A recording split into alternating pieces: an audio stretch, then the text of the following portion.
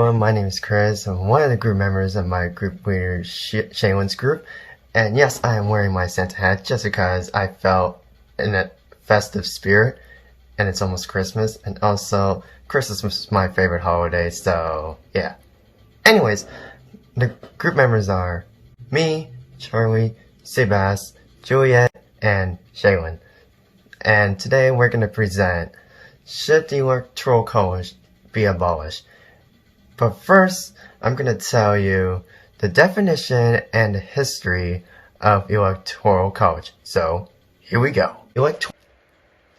So in the year 2000, a nominee named Al Gore has more votes than George W. Bush. But unfortunately, George W. Bush won the election just because there's a method called Electoral College. An Electoral College is an outdated method that has been there for so long.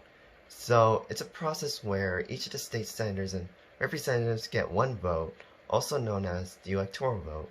If one side of the state gets more popular vote than the other, then the electoral vote goes towards the candidate that won the popular vote. In 1787, the Constitutional Convention decided that we needed a leader for the executive branch. And the delegates, also known as the people who represent the country, as known as the United States, did not believe that the leader should be voted by popularity. The Electoral College needs to be abolished because it seems unfair for other people who are not the senators or representatives to vote, even though it will not count. Firstly, the Electoral College should be abolished because there is a large flaw in the electoral system, where smaller states tend to be worth less than regular states. According to Document D, 13 states in the U.S. add up to a total of 44 electoral votes. 44 is a small number compared to the 270 it takes to win it all. This shows that these states show little to no importance to when the candidate is running for president. Candidates only then have to visit larger population states to gain them rather than get their point of view from the smaller states. And it is doubtful that they will visit smaller states because often all small states are one-sided, either this side or that side. On Document D, it also said that the population of 13 states were compared to Illinois. They had a similar population, but Illinois was only worth 20 electoral points when the 13 states added up equal 44 electoral votes. This indicates that there's a small flaw in the system. They have the same population as Illinois added up, so they both should have the same amount of electoral votes, although they do not, meaning that these states have such low populations, their votes are just estimated. That doesn't sound fair, how these states have the same population but are worth different totals. On the other hand, you can say that these small states all added up together are worth a lot to one candidate. Although it is unlikely for these states to vote for the same candidate, many of them are one-sided. They will vote for the same side every year. It's unlikely for them to change, meaning these estimated electoral votes are worth more than the actual amount per vote for all other states.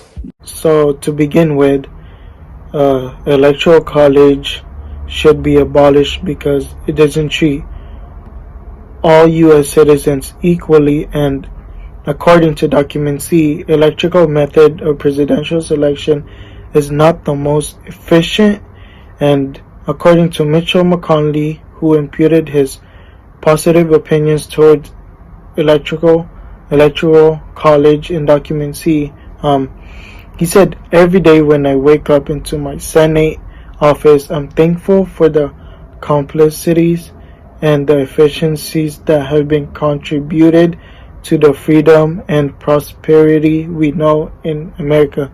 However, couldn't have this been prevented and just never experienced? If is so good, then it shouldn't come across the errors in ways considering America is supposed to be one of the advanced countries in the world, and also according to other articles, it turns presidential election into massive efforts to win votes of a small number of voters in a few key states rather than the support of the American people as a whole, and they may never have been functioned as intended. And in document B, electoral college votes and the popular votes tend to correspond with each other, and it's rare for it not to favor the public wishes. Other articles shows that there are over 300 million people in the United States, but just 538 electoral votes who can decide who will be the president. And such as in 2016, Hillary Clinton won the popular votes by more than a million, but still lost the election in the electoral votes. And that really shows you why we don't really need electoral college votes. The Electoral College system should be abolished because it can unmotivate people to vote. According to document A, each state in the United States has a certain amount of electoral votes based on population and size. A presidential candidate who wins the most popular vote in the state wins all the electoral votes. This means that a president that has the least amount of individual votes could be elected because electoral votes are the only votes that count towards a presidential election. The electoral votes defeat the purpose of popular vote.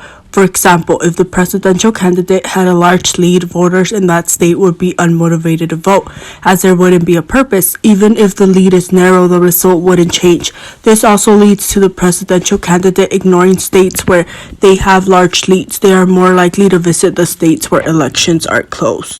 The Electoral College was created during a time where access to education was scarce, making the leaders of the country decide what is best for the people. Only rich white men were allowed to vote.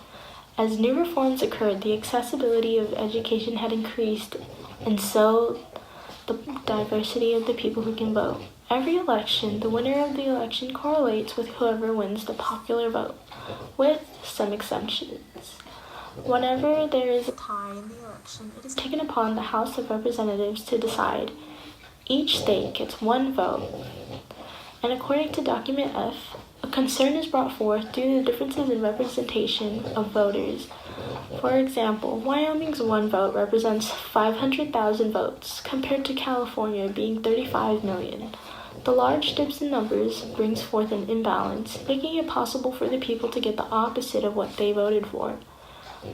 In document G, a single fact stands that the popular vote lost their elections.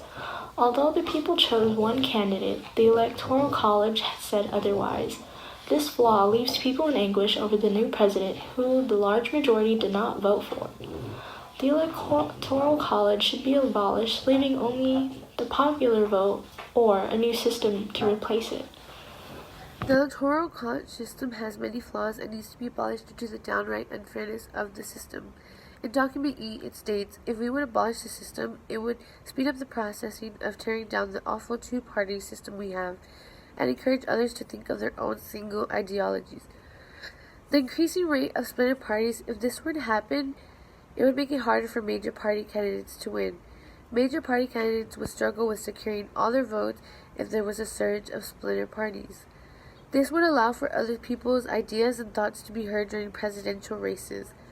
With the Electoral College, it makes sure that the two-party system discourages the splinter candidates since they get no recognition whatsoever, making the two-party system more important.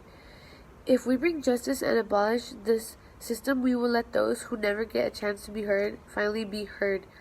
Due to this, it would bring much moderate ideals rather than the extremist candidates we have nowadays. There won't be as many people being swayed by majority.